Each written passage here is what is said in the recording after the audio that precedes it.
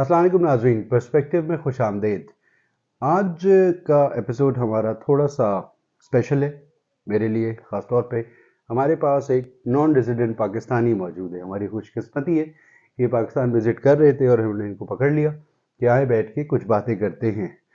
By way of introduction, Akbar Kazmi is my younger brother. He has been living in Canada for the past 5 years. उससे पहले for about a decade he was in Middle East. उससे पहले he's got a professional experience of about 10 more years in Pakistan. So तकरीबन 23, 24, 25 साल का इनका experience है work wise, और उससे पहले और उसके बाद और उसके दरमियान की बातें करते हैं हम इनके साथ ही। Welcome to my show Akbar. अस्सलाम वालेकुम, थैंक यू।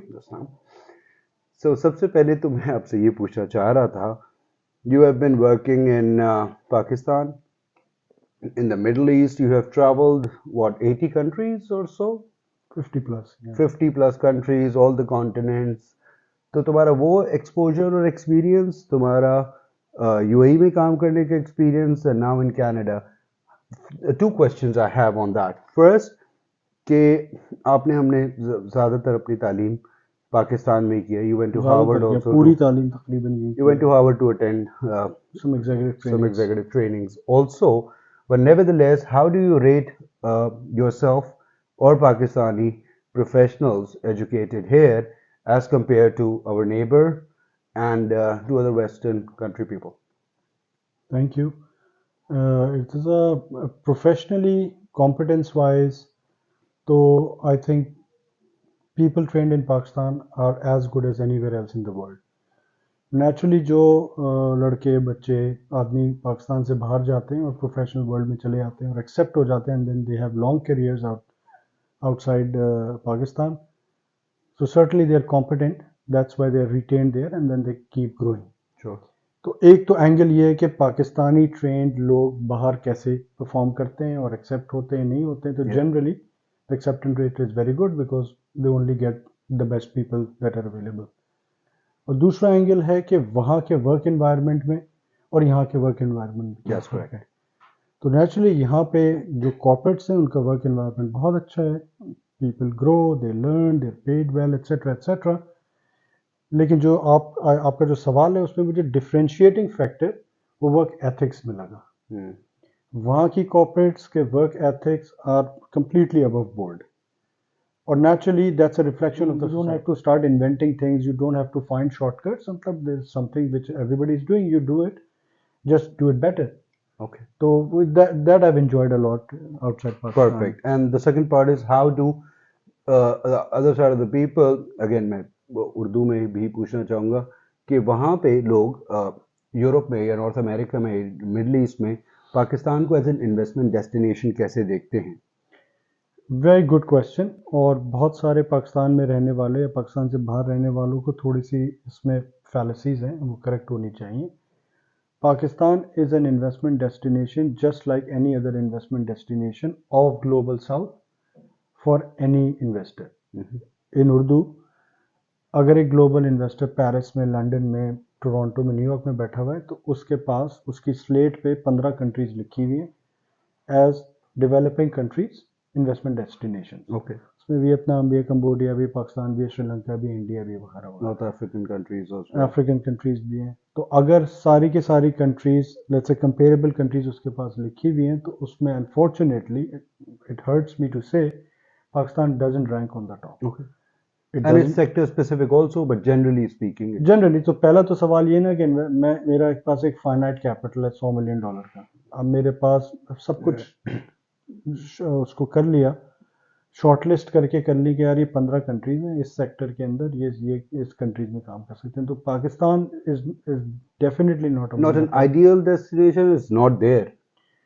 आइडियल डेस्टिनेशन तो कोई भी नहीं होती, बट अगर आप लेट्स से हम 3-4 कंट्रीज ले लेते हैं कि Pakistan can be compared with Vietnam, with Sri Lanka, excluding the recent financial troubles of Sri Lanka, but on a long-term horizon, Pakistan is not a prime destination. इसलिए क्योंकि investor is return oriented and returns, as everybody knows, आपके audience को भी पता है कि returns का ताल्लुक रिस्क से है. तो पाकिस्तान का रिस्क लेवल इतना ज़्यादा है कि वो compete ही नहीं कर पाता और डेवलपिंग कंट्रीज से जिनका सेम मार्केट साइज है, सेम वर्क एथिक्स वगैरह हैं। उसमें कई इश्यूज हैं। जस्टिस सिस्टम एक इशू है। अगर एक फॉरेन इन्वेस्टर आएगा और उसका अगर किसी जिस कॉरपोरेशन में उसने इन्वेस्ट किया है उनके साथ झगड़ा हो जाए, वो है, पर उससे पहले ease of doing business setup करना बहुत मुश्किल है, मुश्किल लोकल है, so that's credible yeah. Local partner ढूंढना मुश्किल है। So when you have choices to invest globally, then Pakistan is not a preferred and ideal destination. हम लोगों का ऑफ कोर्स मुख्तलिफ है क्योंकि हम पाकिस्तानी हैं, तो हमारी तो ये होती है कि पाकिस्तान को प्रमोट करो, हम तो लोगों को पाकिस्तान लेकर आते हैं। लेकिन अगर आप ये इंडिपेंडेंटली किसी से पूछें कि यार ये 5 चॉइसेस हैं, तो वो पाकिस्तान को शायद ना चूज करे because of all the problems unfortunately that Pakistan has. Hopefully it gets better. एक ज़माना था जहाँ पे Pakistan was a preferred destination and it changes over 15 years, तो इंशाल्लाह वो ज़माना आएगा। वो होता रहता है। So again I am not going, मैं डिटेल में नहीं जाऊंगा कि क्या क्या चीज़ें रिक्वायर्ड हैं for this to become an ideal destination और अ प्रेफर्ड डेस्टिनेशन। जो तुमने बोला, तुम सही कह रहे हो, let's skip that part for now, everybody is trying to reach that part. You as of course a Pakistani, वो ज़ाहिर है मुल्क याद आता होगा सब अपनी चीज़ें। मैंने कुछ दिन पहले देखा था कि कुछ लोग हैं जो एक स्पेसिफिक पार्टी से ज़्यादातर फेवर करते हैं उनको। वो कहते हैं कि हम पाकिस्तान में पैसे नहीं भिजवाएंगे, और सो क्या मतलब, क्या हाउ डू यू गाइस सी पाकिस्तान के पैसे नहीं भिजवाएंगे, किसको नहीं भिजवाएंगे, क्या नहीं भिजवाएंगे? हम टॉकिंग अबाउट फॉरेन रेमिटेंसेस। बड़े नाराज थे। देखिए, अगर इसको ऑब्जेक्टिवली देखा जाए तो पाकिस्तान लोग वैसे भी पैसे नहीं भिजवाते। पाकिस्तान सिर्फ वो लोग पैसे भिजवाते हैं या उतने पैसे भिजवाते हैं जितने उनकी फैमिली को पाकिस्तान में ज़रूरत होती तो वो अपने खानदान को ही भिजवा रहे हैं ना, वो पाकिस्तान का कर्ज उतारने के लिए इसमें तो दो नहीं भिजवा रहे। कैटेगरीज है ना। एक कैटेगरी वो है जो जनरली मिडिल ईस्ट में ब्लू कॉलर होती है, राइट, उनके जिनकी पास फैमिली से कोई ऑप्शन नहीं है सिवाय इसके कि पैसे भिजवाएं। मतलब वो वहाँ सेव भी करेंगे तो ज़िंदगी में कभी वो एसेट बिल्ड नहीं कर सकेंगे, तो वो तो भेजते हैं। और नेचुरली इसीलिए पाकिस्तान की फॉरेन रेमिटेंस या that's correct. Foreign worker remittance middle east से सबसे ज़्यादा है। हाईएस्ट है Saudi, followed by UAE, being one, UAE, Kuwait, Bahrain, Qatar वगैरह से। राइट। और अगर आप देखें कि बाकी मुल्कों से कितने लोग भिजवाते हैं, यूके से न होने के बराबर, यूएस से न होने के बराबर, कनाडा से न होने के बराबर, रेस्ट ऑफ द यूरोप से बहुत एक छोटा पाए। उसकी वजह ये है कि जैसे मैं हूँ, मैं पाकिस्तान पैसे भेजता हूँ, मैं अपनी फैमिली सपोर्ट, अपनी वालदा के लिए, अपने जो या मेरे फैमिली के खर्चे होते हैं उनके लिए भेज देता हूँ, और वो भी रेगुलर नहीं है, जब चाहिए होते भेज देता हूँ, कभी नहीं चाहिए होते नहीं भेजता। तो ऑब्जेक्टिवली पाकिस्तान से बाहर जो पाकिस्तानी बैठे हैं वो कोई एसेट बिल्ड नहीं कर रहे पाकिस्तान में। उनका रिटायरमेंट प्लान ऑलरेडी डिसाइडेड है। अगर मैं कनाडा में बैठा हूँ तो मैंने कनाडा में रिटायर होना है, तो मैं यहाँ पे प्रॉपर्टीज़ नहीं बिल्ड करूँगा, एसेट नहीं बिल्ड करूँगा। जो यूरोप में बैठे हैं तो वो पैसे, मैं ये नहीं कहूँगा कि मजबूरन भिजवाते तो वो खुशी से हैं, लेकिन सिर्फ उतने भिजवाते हैं जितने की ज़रूरत है और वो उसी महीने खर्च हो जाते हैं। Meaning nobody is building assets in Pakistan. There will be exception. 5% लोग होंगे जो कहते हैं कि जी हमें रिटायर होना है गोल्फ कोर्स पे वहाँ फलाना लाहौर में व्हाटएवर, तो वो लोग भिजवाते हैं। दूसरा ये कि वो जो है वो नॉन रेजिडेंट पाकिस्तानी बड़े खुश भी हो रहे थे डिवैल्यूएशन की वजह से। व्हाई? खुश हो भी रहे थे और नहीं भी हो रहे थे। ऑफ कोर्स खुशी की वजह ये थी कि कम डॉलर भेजेंगे ज़्यादा रुपए मैं बनेंगे। ये समझाना चाह रहा था लोगों को, कम डॉलर भेजेंगे ज़्यादा रुपए बन जाएंगे, लेकिन इन्फ्लेशन भी तो, रुपए की रिक्वायरमेंट भी तो बढ़ गई है ना। जो चीज़ पहले 5,000 में आती थी वो डिवैल्यूएशन की वजह से 5 की नहीं आती है, वो 5.5 की हो गई है। तो आप भेज तो $100 रह रहे हैं, तो वो कोई यहाँ सेव नहीं कर रहा है। वो पहले 5 खर्च करता था, वो 5,000 खर्च कर रहा है मिसाल के तौर पे। बट आपके पिछले सवाल पे एक बहुत इंपॉर्टेंट बात है, वो ये है कि जो पाकिस्तान पैसे आते हैं उसमें बड़ा चंक एफडीआई का होना चाहिए, फॉरेन डायरेक्ट इन्वेस्टमेंट का होना चाहिए, या उस तरह की फ्लो ऑफ मनी का होना चाहिए जो यहाँ पे एसेट्स बिल्ड करें। तो as a total component of foreign remittances, naturally क्योंकि फॉरेन डायरेक्ट इन्वेस्टमेंट आ नहीं रही है, इसलिए बहुत बड़ा नंबर लगता है नॉन पाकिस्तानी रेमिटेंसेस का, वर्कर रेमिटेंसेस का। लेकिन इससे कहीं बड़ा नंबर फॉरेन डायरेक्ट इन्वेस्टमेंट का या पोर्टफोलियो इन्वेस्टमेंट्स का होना चाहिए, जो कि आती थी, हम भी बहुत लाते थे। अभी हालात नहीं है, आ जाएगी। तो टू आंसर ये क्वेश्चन ऑब्जेक्टिवली, अगर वो रेमिटेंस बंद नहीं हो सकती और वो रेमिटेंस एक्सपोनेंशियली ग्रो भी नहीं हो सकती। इनएलास्टिक इश है वो जितने जिसको अपने घर की सपोर्ट के लिए पैसे भेजने वो भेज रहा है। आप कहें रोक दो तब रुकेगी नहीं, आप कहें और भेज दो तो बढ़ेगी नहीं। ऐसा नहीं होता। दैट्स करेक्ट, अनलेस कि जो रोशन डिजिटल अकाउंट को इंसेंटिव वन कहीं ऑफ आपसे एक्सेप्शंस होते हैं ऑफ कोर्स, वो अच्छा इंटरेस्ट रेट दे रहे हैं, गवर्नमेंट गारंटीड है। जिन लोगों के बाहर पड़े हुए थे पैसे उन्होंने बाहर ही रखे हैं, लेकिन वो पाकिस्तान के अकाउंट में आ गए, मैच्योर होंगे चले जाएंगे। उसकी लॉन्जिटिविटी क्या है, अभी तो क्लोज नहीं हुआ पीरियड, तो पता नहीं है लोगों को। सो एक तो ये पार्ट है, दूसरा व्हाट आर और वर, पहले were and then are the challenges, कि जो तुम यहाँ से मूव हुए ज़ाहिर है बीवी बच्चों के साथ and all that, how do children adjust, they're young, they adjust better, but I'm sure there must be some challenges uh, society wise be, and how is that and how do you guys cope with that? Good question. So first transition to Middle East relatively easy. उसकी वजह ये कि there is a large Pakistani community in Middle East, आपको लोग help कर देते हैं, guide कर देते हैं, सपोर्ट कर देते हैं। और दूसरा ये कि when you are of course no judgement और reflection from where I belong which is Pakistan, जब आप थोड़ा सा बेहतर इन्वायरमेंट में, बेहतर कल्चर में जा रहे होते हैं, इससे क्या मुराद है मेरी मैं बताऊंगा, लेकिन बेहतर कल्चर में जा रहे होते हैं तो एडजस्ट करना आसान होता है, यानी यू बीइंग अपग्रेडेड, Right. तो आपको एडजस्ट होना आसान होता है। और मिडल ईस्ट में generally systems are pro immigration, तो वो चाहते हैं कि लोग आएँ काम करें, Right, उनकी आबादी तो इतनी नहीं है, तो it's an immigrant based society, तो वो होता है। अच्छी बात ये है, जो मैं अपग्रेड की बात कर रहा हूँ, एवरीथिंग वर्क्स। आपको पानी के लिए नहीं परेशान होना, आपको बिजली के लिए, आपको गैस के लिए रोडें बनी हुई हैं, सिक्योरिटी मौजूद है, एवरीथिंग इज सिस्टमाइज्ड, वो चलता है। तो यू फील अपग्रेडेड कि यार मुझे तो ये 8-10 झंझट जो मैं संभालता था वो नहीं संभालने पड़ते। right. सोशली भी मिडल ईस्ट काफ़ी हद तक पाकिस्तान जैसा है, इन द सेंस के आप हलाल हराम का मसला नहीं है, हलाल खाना मिल रहा है। बच्चे स्कूल में जा रहे होते हैं, वो काफ़ी वहाँ पे इंटरनेशनल नेचुरली स्कूल्स होते हैं, तो बच्चे एडजस्ट हो जाते हैं। कोई आपको कल्चरल शॉक या कोई बहुत ज़्यादा मुश्किल नहीं होती Okay. मिडल ईस्ट में एडजस्ट होने में, सिस्टम्स वर्क।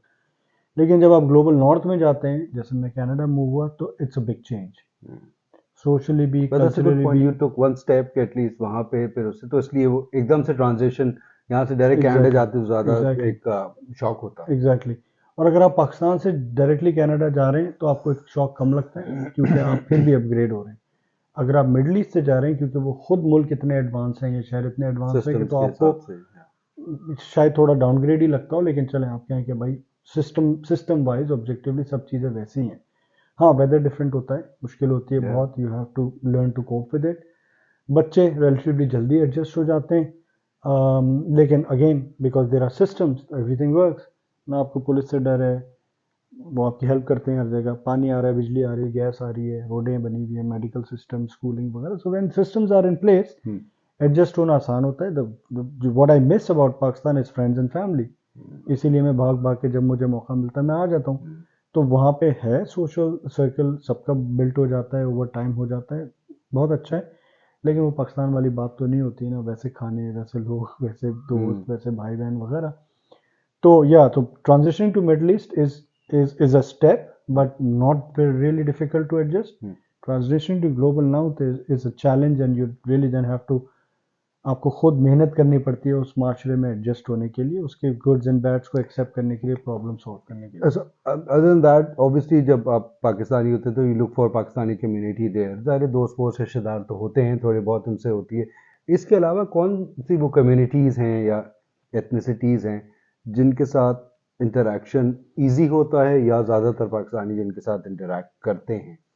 हाँ, again very Obviously good, depending on the locality where you are, but yeah. Very good question. तो पाकिस्तानी पाकिस्तानी को ढूंढता है, अरब अरब को ढूंढता है, चाइनीज़ चाइनीज़ को ढूंढता है, तो पॉकेट्स बिल्ट हो जाती हैं। बट जनरली क्योंकि किसी एक नेशनैलिटी या रेशियल आइडेंटिटी की एक्सेप्शनली बड़ी पॉपुलेशन नहीं है, तो सब मिक्स सिस्टम रहता है। हम भी जब मूव हुए, हमने भी ऐसी जगह देखी जहाँ पे एटलीस्ट पाकिस्तानी की प्रेजेंस हो, ऐसे ही नहीं हो कि बिल्कुल नहीं हो। तो वो पाकिस्तानी को ढूंढ के हम भी वहाँ पाकिस्तानी टाइप कल्चर में पहुँच गए। और देर आर अलहमदुलिल्लाह लॉट ऑफ पाकिस्तानी। एक तो वो, दूसरा अरब्स हर जगह हैं ऑफ कोर्स, बहुत अरब्स हैं, और अरब्स के साथ हमारी अच्छी बनती है पाकिस्तानियों की, खाने वाने का, हलाल कल्चर, ईद बकरीद वगैरह सब Okay. चीज़ें साथ हो रही होती हैं। तो वहाँ पे जो ज़्यादातर जो लेट्स से नेबरहुड्स हैं जहाँ पे अरब्स पाकिस्तानी रहते हैं, वहाँ पे अच्छा रहता है। पर जब आदमी चूज़ कर रहा होता है कि कहाँ रहे, तो पहली प्रायोरिटी तो ये होती है कि स्कूल देखता है कौन सा स्कूल अच्छा है। अब उस अच्छे स्कूल में you have to be really lucky कि आपको वहाँ पाकिस्तानी भी मिल जाए, अरब्स भी मिल जाए, चाइनीज़ भी होते हैं वगैरह, हो जाता है। अब मेरे नेबर्स में कोई अरब या पाकिस्तानी नहीं है मेरे दोनों साइड नेबर में, वो कैनेडियंस हैं, and but they are outstanding people, बहुत ही अच्छे लोग हैं, और ऐसा नहीं लगता कि मैं पाकिस्तान से बाहर हूँ, वो इतना कंफर्ट देते हैं। तो another good thing about Canada is the acceptance, कि आप किसी भी मुल्क से आ रहे हैं, कोई सी भी ज़बान बोलते हैं, कोई भी आपका रंग का कलर है, इतनी ज़बरदस्त एक्सेप्टेंस है कि वो आपको सिस्टम में एक्सेप्ट करा देते हैं, और आपको फिर ये लगता ही नहीं है कि आप उनके सिस्टम या कल्चर से बाहर हैं। Of course probably will talk about some of the things जो कि कल्चरली डिफरेंट है या सोशली डिफरेंट है, जो हमें बुरी लगती हैं, लेकिन वहाँ पे कोई आपको प्रॉब्लम नहीं होती, वो Right. आपको एब्जॉर्ब कराते हैं। टॉलरेंस है और वो सब कर लेते हैं, ऑल दैट। एम्पैथी सबसे इम्पोर्टेंट चीज़ है, एम्पैथी। अब आप That's किसी भी डेवलप, आप लंदन चले जाएं, लंदन में आप रोड क्रॉस करने की कोशिश कर लें जहाँ पे सिग्नल ना लगा, वो आपको गाड़ी वाला जगह ही नहीं देगा। Canada is entirely different, even US में नहीं होता। वहाँ पे आप एक सड़क पे, आप एक गलत जगह पे भी आप उस Yeah. सड़क पे पैर रख दें, वो गाड़ी कहते हैं रुक ना, जाएगी। Country of sorry and thank you. Exactly, Yeah. तो वो Canadians एम्पैथी are बहुत ज़्यादा है। sorry so and thank you. इस तरह के जो फीचर्स हैं वो एक्सेप्टेंस के लिए आपके लिए बहुत अच्छे होते हैं। मेरा अगला सवाल भाई द वे यही था कि पाकिस्तानी जिस तरह जो अब it's a preferred destination Canada, it's not that हम यहाँ बैठ के कोई सेल कर रहे हैं कि तो कनाडा चले, but general speaking US UK ज़ाहिर इमिग्रेशन रूल्स लॉज असाइड वो हैं, ऑस्ट्रेलिया बहुत सारे लोग गए थे और कनाडा। सो इसमें इस बेंचमार्क पे जो तुम कह रहे हो एम्पैथी और एक्सेप्टेंस में, I believe Canada is up कोई देयर। कंपैरिजन ही नहीं है। Okay, and then US maybe, Australia. US के डायनामिक्स डिफरेंट है। Again I don't live in US, so I can't speak on behalf of US, but yes And it varies from state to state, of course, also communities also. Yeah. बहरहाल, अच्छा जनाब, ये तो हो गया। सो बच्चों के लिए इट इज़, तुमने बिल्कुल सही बोला, ज़ाहिर है ईद बकरीद पे फैमिली याद आती है, जो लोग आ सकते हैं वापस आ जाते हैं, साल में एक दफ़ा दो दफ़ा आ जाते हैं, लेकिन जिनकी एक्सटेंडेड फैमिलीज भी वही होती हैं पूरी। अब हमारी फैमिली में you are there, the other two brothers are there, I am the only one here, तो तुम हमसे या अम्मी से ही मिलने अगर आना होता है आता है, तो हम भी नहीं हो इधर, तो there is no incentive to come back to Pakistan for that matter. So that's a big change in उसमें if you allow me, so basically हुआ ये over the years, I'm the last person in the family to move, go yeah. or to move out, और भाई उससे पहले थे। अब outside Pakistan ज़्यादा लोग हैं, Yeah, इनसाइड पाकिस्तान कम लोग हैं। आप फैमिलीज को उठा के देखें, I know, हम किसी का कहीं जाते हैं कजन्स को काउंट करते हैं तो 18-20 कजन्स होते थे, अब 4-5 रह गए हैं, कोई Right. ऑस्ट्रेलिया, कोई इंग्लैंड, कोई यूएस, कोई कनाडा। तो actually if you are in the North America, तो आप ईद पे between US and Canada Pakistan से ज़्यादा लोग जमा हो जाते हैं। ये बात भी but that is bad also in the sense के जितने अच्छे ब्रेन्स थे, या जो I don't know how to put it, लेकिन अच्छे लोग बहुत सारे चले गए, जिसकी वजह से यहाँ पे वॉइड क्रिएट हो गया है। और जाने की वजूहत में हमने वी टॉक्ड अबाउट कि कैसे ट्रांजिशन हुआ, वही सोसाइटी का डीके, एथिक्स का ज़ीरो हो जाना, वो बहुत बड़े इश्यूज़ हैं। और मिडल ईस्ट में जो लोग रहते हैं उनका एक बहुत बड़ा डिलेमा होता है, way to retire. That's right. They can not retire in उनको मिडल ईस्ट, क्योंकि नेशनैलिटी तो उनको नहीं मिलेगी, और अगर वो नॉन नेशनल होकर रिटायर होना चाहें तो हर आदमी वहाँ पे लाइफ अफोर्ड नहीं कर सकता। तो उनको भी ये सोचना होता है कि मैं ईस्ट जाऊँ या वेस्ट जाऊँ। अब ईस्ट जाने आने वाले लोग तो बचे ही नहीं हैं, बहुत कम लोग हैं जो कि पाकिस्तान में रिटायर होना चाहते हैं। Everybody is looking towards waste, कोई यूएस, कोई कनाडा, कोई इंग्लैंड, कोई रेस्ट ऑफ यूरोप, कोई ऑस्ट्रेलिया वगैरह। तो वो भी एक, सो अगर पाकिस्तान वो ऑफ़र करे एज अ सोसाइटी कि सारे लोग वापस आ जाएं, तो शायद कम लोग जाएं, लेकिन वो एक भी बड़ा पॉइंट है। So I had no plans to retire anywhere other than Pakistan for instance. लेकिन जहाँ मैं भी पाकिस्तान को देखता हूँ, अगेन मैं बोला, societal decay, moral decay, ethics का ना होना, छोटी छोटी चीज़ों पे आप कहते हैं यार ये तो कॉमन सेंस की चीज़ है। अब तो पेशेंस और भी पिछले कुछ सालों में कम होती हुई तो नजर आ रही हम क्यों, because I am an optimist, और मैं आता रहता हूँ इसीलिए कि whatever I can do for Pakistan. इन चीज़ों पे तरबियत की ज़रूरत है, इन चीज़ों की तरबियत हो तो 8-10 साल, it's a multi generational thing, लेकिन एक जनरेशन में तो ये इम्प्रूव हो जाएगा ना, होना होगा। I forgot your question, but yeah, this is what's happening. This is what's keeping people outside Pakistan. नहीं, I think you have answered that part extensively. दूसरा जो लिटिल एक्सटेंशन ऑफ एम्पैथी की जो हम बात कर रहे थे, एक just elaborate and endorse this, वहाँ पे जहाँ तुम हो वहाँ पे डिग्निटी ऑफ लेबर है।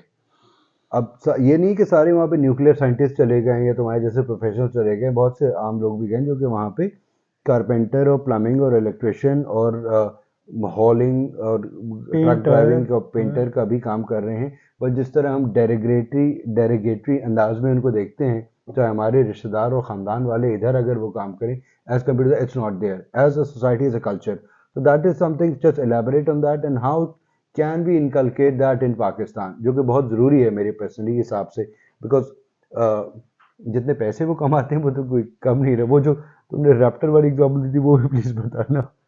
हाँ, तो बहुत अच्छा सवाल अगेन, और दो इसमें दो ये डिफरेंशिएटिंग सारे चीज़ अच्छे है। सवाल कर रहा हूँ मैं, आपकी पांचवें मेरे सवाल में नहीं, you are a very good host, और whatever you want to बस call कर it, दे पगले। अच्छा, vlogist। ओके। तो काजमी साहब, ये बड़ा अच्छा सवाल है। इसमें एक एंगल तो ये है कि कितने पैसे कमाता है, और दूसरा ये कि रिस्पेक्ट। तो वहाँ क्या, ग्लोबल नॉर्थ में हाथ से काम करने वाले को बहुत अच्छा समझा ओके। जाता है, और ये ब्लू कॉलर नहीं कहा जाता, उसको ट्रेड कहा जाता है कि भाई it's a tradesman. Okay. Plumber हो, वो मैकेनिक हो, वो वेल्डर हो, वो कुछ भी हो, and they earn as good as any middle class people person would right. Earn. और इसलिए वो आपके नेबरहुड में ही रहते हैं।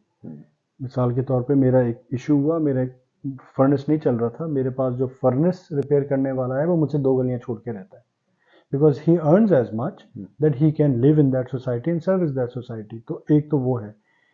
और क्योंकि वहाँ पे ब्लू कॉलर जिसको पाकिस्तान में कहते हैं, यहाँ पे ट्रेड्स मजदूर जो कहते इतना हैं। अर्न कर लेते हैं, वो फिर रिस्पेक्ट भी कमांड कर सकते हैं। राइट। यहाँ पे प्रॉब्लम ये है कि क्योंकि ब्लू कॉलर को ब्लू कॉलर कहा जाता है और वो कम कमा पाते हैं, तो वो फिर निचला तबका अनफॉर्चुनेटली पर वो में। बेसिक एजुकेशन तो उनकी होती है जो वहाँ के लोग होते हाई हैं या स्कूलिंग तक तो फ्री है ना। हाई स्कूल अब तक। हाई स्कूल के बाद आपकी मर्जी, आप ट्रेड्समैन बन जाए, which is a vocational training line, और वो बहुत प्रमोट करते हैं उसको, उसमें आप मास्टर्स पीएचडी तक जा सकते हैं, या फिर आप रेगुलर एजुकेशन में रहें, अंडर ग्रेड करें, ग्रेड करें, जो भी करें।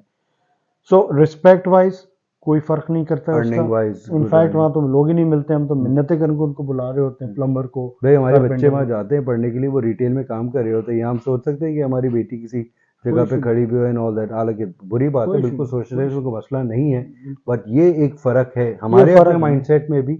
अब बहुत कॉमन बिकॉज मिसाल आजकल की, यहाँ पे कोई उबर चला रहा हो तो उसको कहेंगे अरे यार उबर चला रहा हाँ है दैट्स राइट, बेचारा। वहाँ पे उबर चला रहा होगा, अच्छा उबर चला रहे हो, he very earns nice, as much money, कोई इशू नहीं है। That's right. तो वहाँ पे हर आदमी अपनी स्ट्रगल में लगा हुआ है, अपनी लाइफ को सपोर्ट करने में। कोई चीज़ अच्छी बुरी नहीं समझी जाती, as long as you are doing anything that's at that ethics level, that's fine. Okay, ये हमारा सेशन थोड़ा सा लंबा हो गया और बहुत लंबा होना चाहिए और बात, लेकिन just to conclude this, a few other things. You have gone through Covid, you were in Canada during that time. How was that experience? And I believe a lot of people lost their jobs also. How did they cope with that? And one of the component of that, ये work from home का एक culture बहुत ज़्यादा develop हमारे यहाँ भी हो गया है पाकिस्तान में इसकी वजह से। So you know Covid, around Covid and these things, इसके ऊपर how was your experience? So COVID was a very bad experience. Of course, lockdowns and very strict lockdowns, और ऑफ बच्चे के स्कूल्स बंद और आपके ऑफिस जाना बंद, और एवरीथिंग वाज बंद एक्सेप्ट फॉर हॉस्पिटल्स, और लाइनें लगी हुई हैं। वो that was a very bad experience. Probably people in Pakistan experience Covid differently, naturally बहुत बेटर सारी ऑफ। चीज़ें खुली हुई थी, और लॉकडाउन्स भी जो हैं वो छोटे छोटे लॉकडाउन्स दैट्स थे। राइट, वहाँ तो पूरे पूरे शहर, पूरा पूरा मुल्क बंद हो गया, everything came to very strict. Very very bad in the sense. उसके नेगेटिव इम्पैक्ट्स भी हुए हैं बहुत सारे। वर्क फ्रॉम होम और स्कूलिंग फ्रॉम होम ऑल तो चल रही थी, बट जब तक आप सोशली इंटरेक्ट ना करें लोगों से, वो ग्रोथ नहीं होती है। चाहे वो कारोबार की ग्रोथ हो, चाहे पर्सनल ग्रोथ हो, या बच्चों की ग्रोथ हो। तो वो बस हम अपने इंशाल्लाह अगली जनरेशन को बताएंगे कि हम वो जनरेशन है वो सर्वाइव द पेंडेमिक। ये एक this is a good definition कि it was a bad period for everyone around the world, specially bad for global north, क्योंकि वो लॉकडाउन बहुत स्ट्रिक्ट थे। खुलने के बाद तो हम खुल गए, फट गए, मतलब घूम रहे हैं, फिर दैट्स रहे हैं, राइट। वो सब कर रहे हैं। सो तो वर्क फ्रॉम होम का कल्चर डेवलप हुआ उसमें work from more home so. Work from home का culture, again the jury is out. बहुत सारे लोग खुश थे क्योंकि कम्यूटिंग टाइम बच जाता था। अब किसी को अगर 1.5 घंटे ट्रेन के अंदर ट्रैवल करके जाना है, तो उसकी ज़िंदगी के 3 साढ़े 3 घंटे ज़ाया हो रहे थे सिर्फ ट्रैवल में, वो बच गए। वो अपनी फैमिली को दे सकता है टाइम। कुछ लोग जो बहुत ही सोशल एनिमल हैं, वो उनको मज़ा नहीं आया काम करने में, वो स्क्रीन पे जूम पे मीटिंग्स नहीं आती थी तो अब वो ऑफ कोर्स ये अब पुरानी बात लगने लगी है कि 2 साल हो गए हैं। मैं almost everyone is now working from office. अब वर्क फ्रॉम होम शायद एक दिन करते होंगे। I have had the luxury of working from home and for an extended period. My group was very kind to allow but different time zones तो तुम्हें वो दिन different रात time का zones भी थे, but again my group was very kind to allow me to do that. तो मेरा एक्सपीरियंस वर्क फ्रॉम होम का बहुत अच्छा है, बिकॉज मेरी फ्लेक्सिबिलिटी है, मैं अपनी मर्जी से काम कर, मेरा ट्रांजैक्शन बेस्ड काम होता है, कोई 9 to 5 की पाबंदी नहीं है, Right. तो मैं अपना स्केड्यूल अपने हिसाब से ऑर्गेनाइज कर सकता हूँ। तो as I said, jury is out. 50% का एक्सपीरियंस बहुत अच्छा है, 50% का एक्सपीरियंस इतना अच्छा नहीं है, but I think that period is getting over now. Johnny, that's about it. Anything you want to add which we have missed? Any important thing with regard to this? नहीं, I think for this session we have spoken at length about the experiences. Yeah. इंशाल्लाह अगले session में इसको continue करेंगे। Great. Thank you so much for doing this, Akbar, and it's always a pleasure. You're most welcome. to be Pleasure here. to be your guest. Thank you. I hope you guys like this session. ये मेरे बहुत दूर के रिश्तेदार हैं, मेरे छोटे भाई हैं. So that aside, hope you like this. मुझे comment में ज़रूर आगाह कीजिएगा. Look forward to seeing you guys again very soon.